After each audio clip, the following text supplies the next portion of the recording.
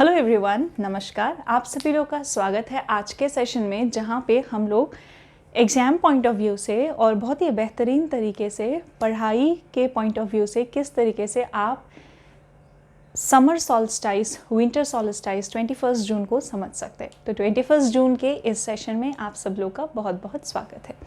चलिए देखते हैं। सबसे पहले हम बात करेंगे कि हम सभी लोगों को पता है कि हमारा जो अर्थ है वो सन के चारों तरफ एक एलिप्टिकल पाथ में मूव करता है, right. All of us know that कि हमारा जो अर्थ है वो सन के चारों तरफ एक एलिप्टिकल पाथ में मूव करता है। अब थोड़ा सा यहाँ पे गौर कीजिएगा, ये जो पाथ है यहाँ पे मैं अर्थ को किस शेप का बनाऊंगी, पूरा ऐसे राउंड शेप का नहीं बनाऊंगी, क्योंकि हमारा अर्थ का शेप कैसा है, ये जियोइड शेप का है। जियोइड यानी कि अर्थ के जैसा। कभी अगर आपको जियोइड शेप ऑप्शन में नहीं मिले तो आप ऑब्लिट स्फेरॉइड पे टिक कर सकते हैं, ठीक है। हमें पता है कि अर्थ इस तरीके से है या फिर टिल्टेड है, हो सकता है कभी इतिहास में, यहाँ पे इतिहास का मतलब है बिलियंस ऑफ ईयर्स अगो, हो सकता है कभी किसी दूसरे मैसिव ऑब्जेक्ट के साथ हमारे अर्थ का टकरार हुआ था, जिसके वजह से अर्थ कैसा है, टिल्टेड है, अपने एक्सिस में टिल्टेड है। अब मैंने थोड़ी देर पहले बोला था कि अर्थ का शेप जियोइड है, यानी कि क्या, अर्थ के जैसा, और वो कुछ इस प्रकार से है, मतलब पेट से थोड़ा मोटा है और ये पोल्स में चेप्टा है, ठीक है। तो जो आपको एक और क्वेश्चन मिलता है कि ग्रेविटी के हिसाब से बताइए, ग्रेविटी के हिसाब से बताइए ग्रेविटी सबसे ज़्यादा कहाँ पे होगा, तो यहाँ पोल्स पे सबसे ज़्यादा ग्रेविटी होगा, पोल्स में सबसे ज़्यादा ग्रेविटी होगा। और ये जो आपका इक्वेटोरियल रीजन है, यहाँ पे आपका इक्वेटर पे कम होगा ग्रेविटी। पर मैंने अभी अर्थ के शेप को ऐसा नहीं बना के, मतलब पेट से मोटा और पोल्स से चिपटा, ऐसा नहीं बना के मैंने कैसा शेप बनाया, ये आप लोग थोड़ा देखिए। मैंने शेप बनाया कि ये नॉर्दर्न हेमिस्फीयर है, ये साफ दिखे, और ये साउदर्न हेमिस्फीयर है, यानी कि अगर मैं इस गोले को बीचों बीच से काट दूं तो ये नॉर्दर्न हेमिस्फीयर है और ये साउदर्न हेमिस्फीयर है। अगर मैं इसको बीचों बीच से काटूं तो ये नॉर्दर्न हेमिस्फीयर है, ये साउदर्न हेमिस्फीयर है। और ये जो line that divides earth into two equal hemisphere, ये एक इमेजिनरी लाइन है जो हमने सरफेस पे बनाया है, और इसको हम क्या नाम देते हैं, इक्वेटर नाम देते हैं, ठीक है। 0 डिग्री लैटिट्यूड और इक्वेटर, ठीक। अब देखिए मैंने अर्थ को इस शेप का बनाया, तो क्या मैं यहाँ पे इसी शेप को सुपर इम्पोज कर सकती हूँ, मतलब मैं अर्थ कैसा बना रही हूँ, ये आप देखिए मैंने ऐसा बना लिया है। अब नॉर्दर्न हेमिस्फीयर कौन सा हुआ, ये नॉर्दर्न हेमिस्फीयर हुआ, ये साउदर्न हेमिस्फीयर हुआ। यहाँ पे मैं कैसे बना रही हूँ, फिर से मैंने ऐसा बनाया, मतलब ये मेरा नॉर्दर्न हेमिस्फीयर हुआ और ये मेरा साउदर्न हेमिस्फीयर हुआ, ठीक है।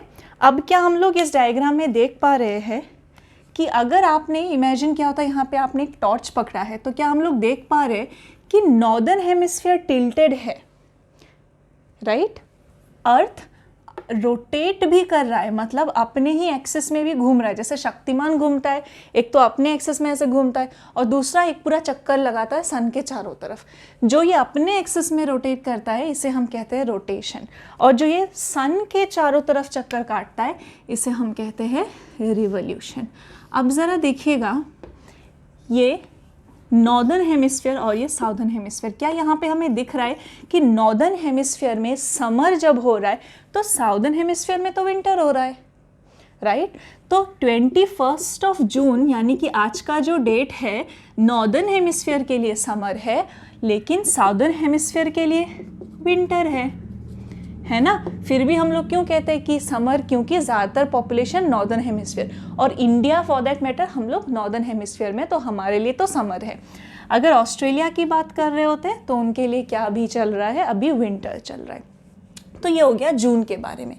अब काउंट कीजिए, 12 महीने, एक साल लग जाता है ना, 12 महीने में 365 डेज में, लीप ईयर में 366 डेज, अगर हम इसको 4 में डिवाइड करें तो जून, जुलाई, अगस्त, सितंबर, अक्टूबर, नवंबर, दिसंबर, जनवरी, फरवरी, मार्च, अप्रैल, मई, जून, राइट।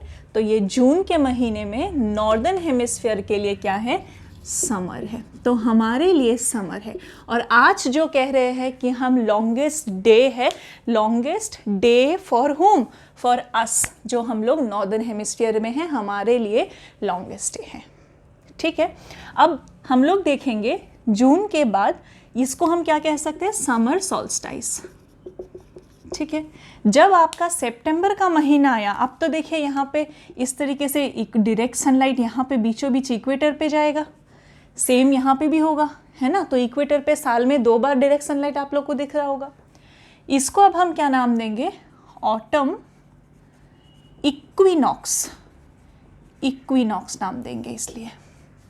ठीक है, मतलब यहाँ तो नॉर्दर्न हेमिस्फीयर के हिसाब से समर बोला था, तो यहाँ पे ऑटम और साथ ही साथ सॉल्स्टाइस नहीं, यहाँ पे अब क्या हुआ, इक्विनॉक्स। नेक्स्ट देखिए दिसंबर के महीने को। दिसंबर का महीना नॉर्दर्न हेमिस्फीयर के लिए यानी कि हम लोग के लिए कैसा है, विंटर है। तो हमारे लिए विंटर है, लेकिन साउदर्न हेमिस्फीयर में दिख रहा है ये तिल तो इस तरफ है, सन के तरफ है, तो साउदर्न हेमिस्फीयर में तो समर होगा।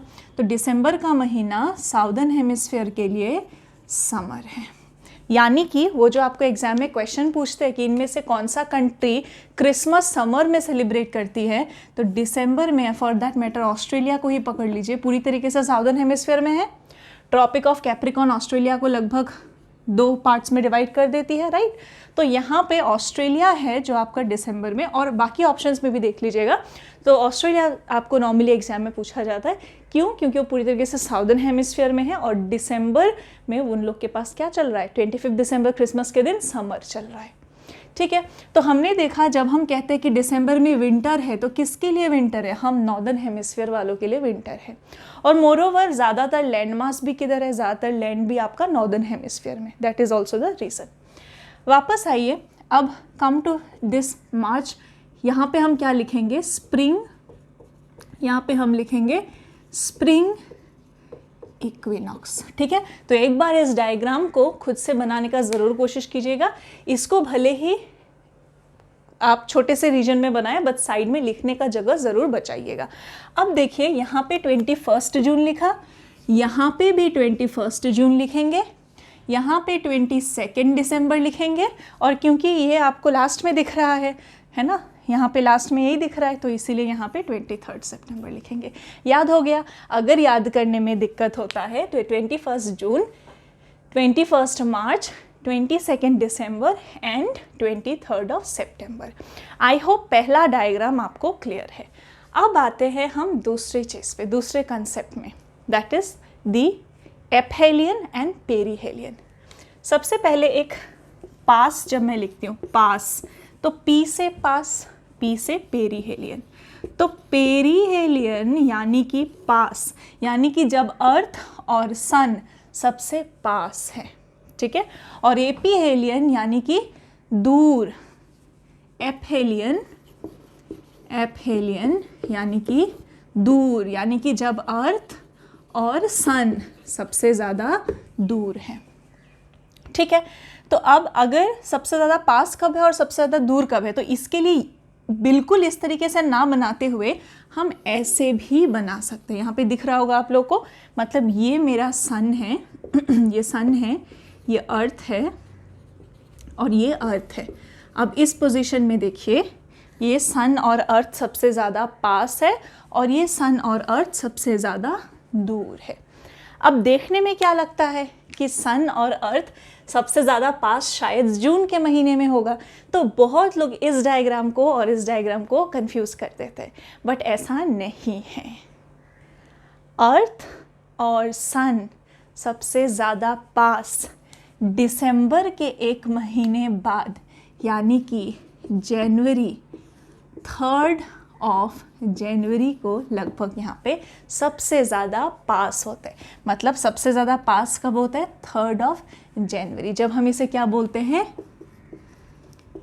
पेरीहेलियन।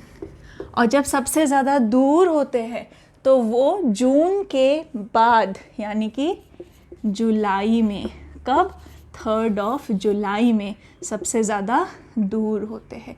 यहाँ डिस्टेंस, जहाँ जून में एक लोग सोचते हैं कि सबसे ज़्यादा पास होगा, नहीं, यहाँ पे जून के जस्ट बाद जुलाई में, जब नॉर्दर्न हेमिस्फीयर के लिए अभी भी समर ही चल रहा है, जून जुलाई का महीना समर का ही होता है, बट अर्थ और सन सबसे ज़्यादा दूर